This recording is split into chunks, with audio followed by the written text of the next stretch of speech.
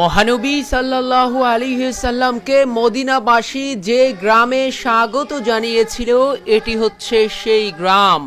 1400 বছর পর আজও মসজিদে কুবার পাশে মদিনার এই স্থানটি টিকে রয়েছে।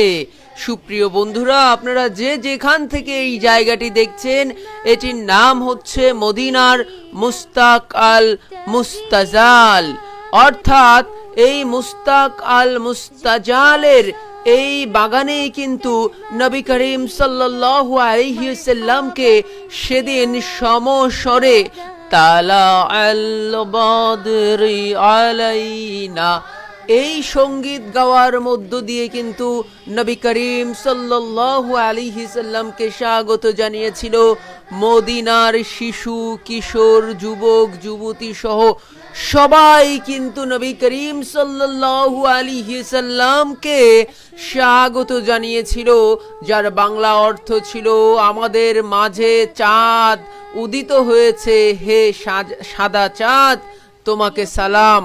বন্ধুরা, আপনারা যে যেখান থেকে এই ভিডিওটি দেখছেন আশা করি আপনাদের অনেক ভালো লাগছে। আপনারা কে কোথা থেকে, কে কোন রাষ্ট্র থেকে, জনপদ থেকে আমাদেরকে দেখছেন অবশ্যই কমেন্ট করে জানাবেন।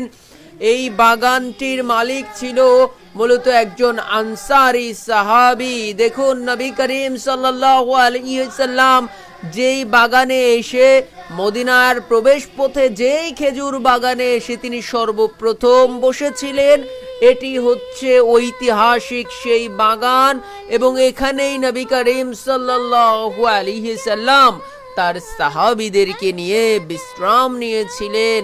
সেই ঐতিহাসিক কুবা মসজিদের পাশেই কিন্তু এই বাগানটি রয়েছে, এই গ্রামটি রয়েছে। আপনারা যে যেখান থেকে এটি দেখছেন অবশ্যই বন্ধুরা আপনারা শেয়ার করে দিবেন। সেদিন আনসার সাহাবীরা নবী করিম সাল্লাল্লাহু আলাইহি সাল্লাম এবং তার সঙ্গী আবু বকর আল সিদ্দিকের জন্য অধীর আগ্রহে অপেক্ষা করছিলেন এবং দুহাত তুলে স্বাগত জানালো।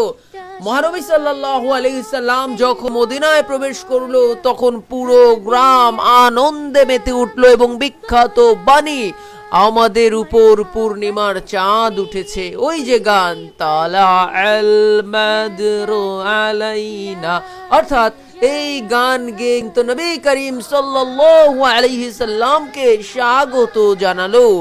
আবু বকর রাদিয়াল্লাহু তাআলা নবী সাল্লাল্লাহু আলাইহি সাল্লামকে সূর্যের আলো থেকে রক্ষা করার জন্য তার পোশাক দিয়ে ছায়া দিয়েছিলেন বলেই এই বাগানের